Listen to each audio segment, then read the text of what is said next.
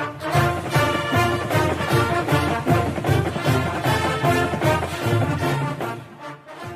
everybody. First of all, thank you for your patience, okay? Decided to go back to the three-part format because there's a lot to cover when it comes to the Oklahoma Sooners in their 2016 season. Expectations are pretty high, as you can imagine. Number 3 ranking to begin the year. And, before I go any further, by the way, my Big 12 previews for West Virginia, Texas, T.C.U, Baylor, and Oklahoma State, I have not forgotten about them. They will be released in the upcoming days, along with my national previews that I still haven't covered yet for Louisville and Penn State. I should have the national previews wrapped up after that. So please check back with SportsSavantTV, especially these next few days leading up to the blockbuster September 3rd opening Saturday. There'll be quite a few games that day. Of course, the Oklahoma-Houston game being one of them. I'll have a preview on that no later than September 1st. Please check back. And again, thank you for your patience. Oklahoma offense. We're going to cover that strictly for this particular part. And Lincoln Riley's offense ended up having one hell of a year. 43.5 points per game, 4th best in the country. Of course, we know in the beginning of the season there were some snags, and that's to be quite polite because you remember that Tennessee game, second game of the year, where it took Oklahoma about 3 quarters to finally find the end zone. And on one hand, you could tell that the ground game is very important to that air raid attack because they couldn't do much as far as the line of scrimmage and establishing a good ground attack. But as the season went along, we saw that element improve and the offense itself as a whole get better. And we also saw something in that Tennessee game as well. That OU can come from behind and win on the road, and they could do it with a quarterback who plays with plenty of emotion. And he also, too, is a dang good player. Baker Mayfield, number 6. Yeah, 4th in the Heisman Trophy last year. All-American. Touchdown to interception ratio, as you can see, remarkable. His emotion to me is the part that you just absolutely love because his teammates feed off of it and they play better too. Without Mayfield on the field, it's just not quite the same Oklahoma offense. And we know last year about the concussion issue.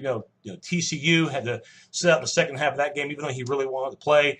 And we know the story about concussions. Once you sustain one, another hard hit, and your chances of sustaining another one increase. So hopefully he stays healthy because without him, you're going to have to rely on Austin Kendall, who had a decent spring. But again, he hasn't played a down of college football yet. And hopefully the only time you see Austin Kendall this year is during mop-up time when OU is winning a game in convincing style. But Austin Kendall, number 2 guy on the depth chart. Kyler Murray, by the way, cannot play this year because of transfer rules. Of course, he was a former quarterback at Texas A&M. Speaking of A&M, of course, you no longer have Trevor Knight.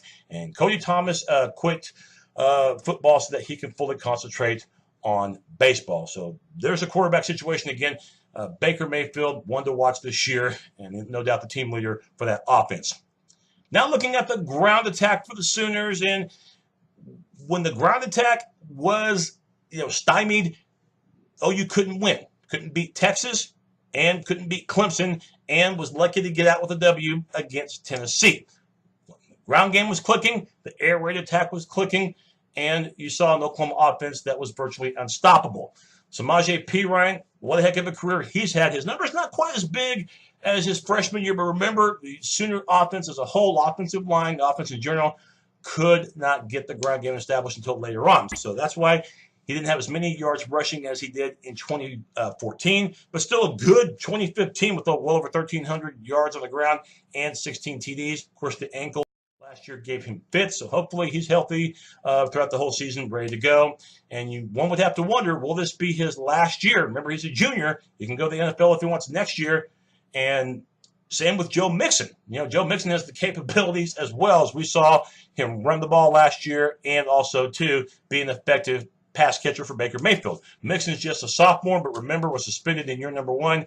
So after his sophomore year this year, he would have had 3 years at Oklahoma. He could be going to the NFL as well because, physically he definitely has the talent with the upper body strength, his ability to break a big one, and, of course, being able to be used as a receiver when desired. The rest of the ground game, of course, bad news for Rodney Anderson. Inter-squad scrimmage this year back on August the 18th, in which he had the major neck injury. So his 2016 season is over before it really had a chance to start. You really have to feel for that guy. Daniel Brooks saw limited time last year.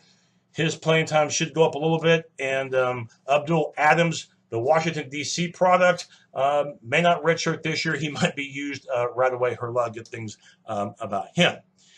Fullback Dimitri Flowers, very serviceable fullback, should be able to once again be a big contributor to that offense. Receiving wise, look, I'm not going to lie to you, okay? It won't be as good this year as it was last year. I mean, you're not being realistic if you say otherwise. I mean, you can't lose Sterling Shepard, one of the greatest receivers that program ever had, and also a good receiver as well in Deron Neal. I mean, that was your best receiver and arguably your third best receiver, and they both have to be replaced. So now the number 2 guy, Dede Westbrook, the good news for him, Westbrook should be able to be even more productive. Last year, quite serviceable with over 700 yards receiving and 46 catches. One addition to this team on the receiving side, at least, that should help that you didn't have last year, and that is the transfer from Penn State. Geno Lewis had a good 2014. 2015, dropped back a little bit, and he was looking for a change, though. And maybe this is a perfect find for the Sooners, who definitely need some receiving assistance. Micaiah Quick, we'll see if he can be a little more involved with this offense. Same thing with Jarvis Baxter and Jordan Smallwood. So we will see how these receivers, handle 2016 after they had a good year in 2015. But again, you're not going to have Sterling Shepard, and I think he's a big loss. But another element that Oklahoma could use this year that they found a year ago, the tight end. You cannot forget about the likes of Mark Andrews, 6'5", a tall target, and I thought had an impressive freshman year, especially during the second half of the season. And that basically leads us to the offensive line for the Sooners. Remember, a year ago at this time, we were worried about the tackles. What are you going to do about the tackles? You got tackles? Well, that was proven a year ago, too. Orlando Brown, left tackle who played all 13 games last season for the Crimson and Cream. No question, Brown, protecting the blind side of Baker Mayfield, will have the biggest responsibility in making sure that Mayfield has time to throw the ball. I think it's pretty safe to say that the Sooners are solidified at left tackle. But they got experience at right tackle as well. Welcome back Drew Samia at 6'4" and 305 pounds. We'll see if Christian Daimler is ready to make that next step, okay? Redshirted back in 2013, I get it, but 2014, 2015 hasn't played a single down. So if he's developed, if he is ready to go, if he's able, and the coaches feel confident to start him, not only would you have him at right tackle, but you could actually move Samia to one of the guard spots. And guard is where Oklahoma is going to lack major experience. And is it a concern until proven otherwise? I would say so, okay? I would say so. Stoops and company, in terms of recruiting, really went hard after the JUCO routes to try to find the future in the interior. And it looks like one of them from the JUCO ranks is going to start in right guard in Ben Powers. Remember that name, just a sophomore. By the way, the other one of note from the JUCO ranks in terms of interior recruits, talking about Ashton Julius. Now, the left tackle position, we already know, occupied by Orlando Brown. But who will be beside him as far as left guard? Going to be a freshman. Looks like a redshirt freshman in the form of Cody Ford. Cody Ford is a redshirt freshman. That tells you something. Ford, as well as Powers, who are the projected guards, neither one of them played it down for the Sooners a year ago.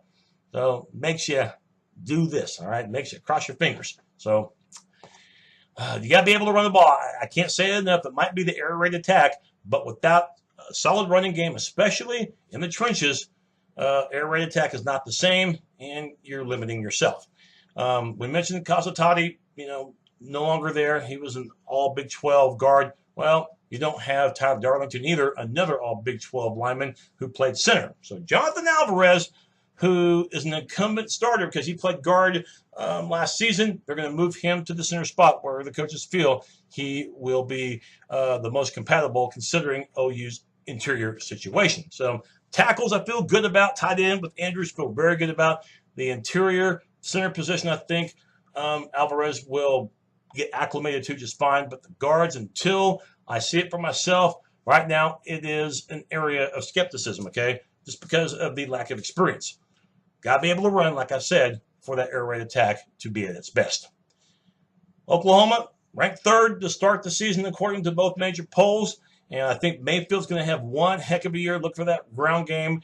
If the interior of that line can do their part, this offense, as good as it was last year, can be just as good, and the receivers will, of course, play a big, big role in that, even though Shepard is now with the New York Giants. My next part number 2, we will be talking about Mike Stoops' defense, which secondary-wise looks pretty solid. The front 7, there are some questions to be answered, and we'll talk about special teams as well. Part 3, which will be later on, we'll break down Oklahoma's schedule and my prediction for the 2016 Sooners. That's my look at Oklahoma, part number 1, the Sooner offense. See you next time.